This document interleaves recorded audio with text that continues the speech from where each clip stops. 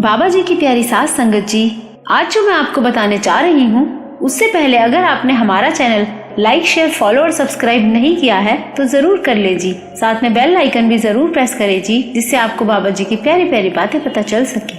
और लाइक करना बिल्कुल न भूलें जी। तो बाबा जी की प्यारी साथ संगत जी, आज जो मैं आपको बताने जा रही हूँ उसको सुनकर आपको अपने सच्चे पातशाह हमारे प्यारे बाबा जी पर विश्वास और अटल हो जाएगा। बाबा जी की ये प्यारी बातें सुनकर आप किसी भी परेशानी में हो, आपके अंदर एक पॉजिटिविटी आनी शुरू हो जाएगी।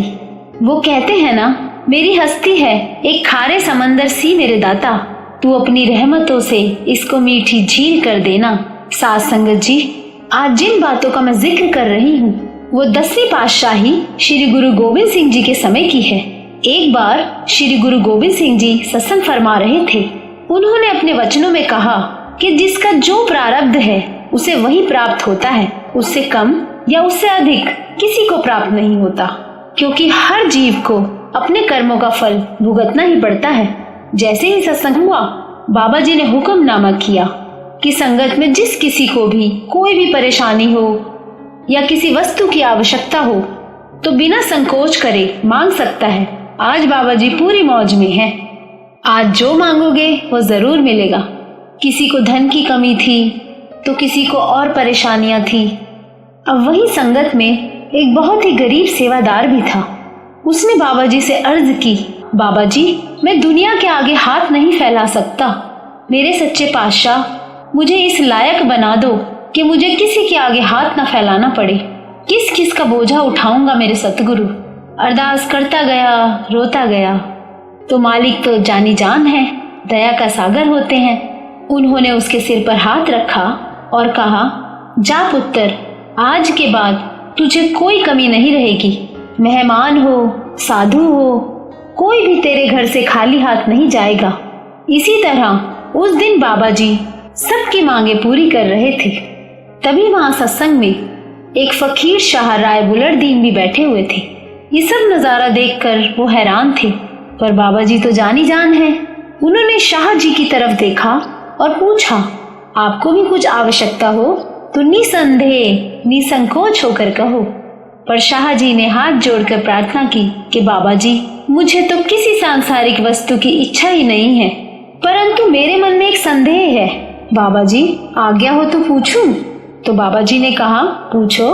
तो शाह जी ने बाबा जी से पूछा, बाबा जी, अभी आप जी ने सत्संग में फरमाया था कि किसी भी जीव को प्रारब्ध या किस्मत से ज्यादा या किस्मत से कम किसी को नहीं मिलता और सबको अपने कर्मों का फल भुगतना ही पड़ता है।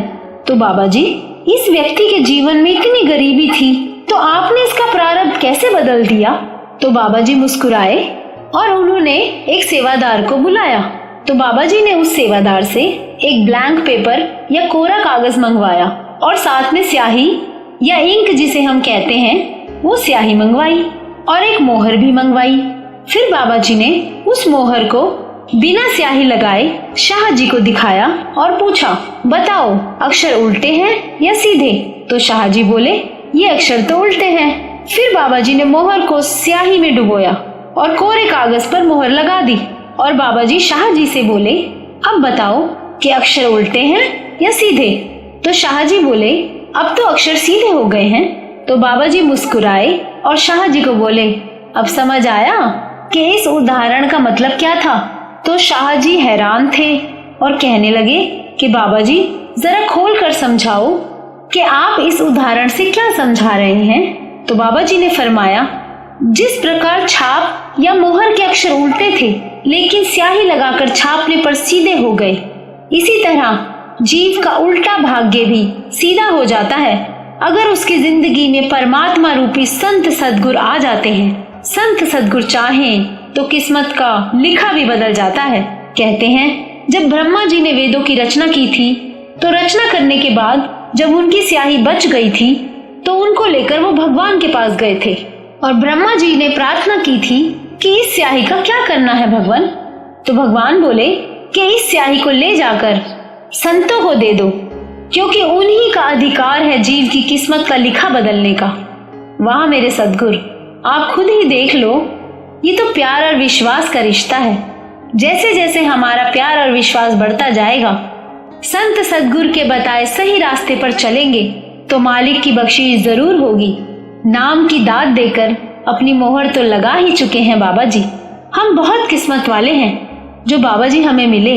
हम ऐसे परिवार में पैदा हुए जहां मालिक की मेहर और शुक्राने की बातें होती हैं। हमें हर पल उस परमात्मा का शुक्रगुजार होना चाहिए कि हमारा जन्म ऐसे परिवार में हुआ जहां हम हर पल उस कुल मालिक अपने बाबा जी की प्रेजेंस को फील करते हैं, अपने आसपास मालिक की मेहर महसूस करते हैं। बाबा जी की इतनी प्यारी बातें सुनकर हमारा प्यार और विश्वास इतना बढ़ जाता है कि क्या मालिक उस प्यार और विश्वास की लाज नहीं रखेंगे?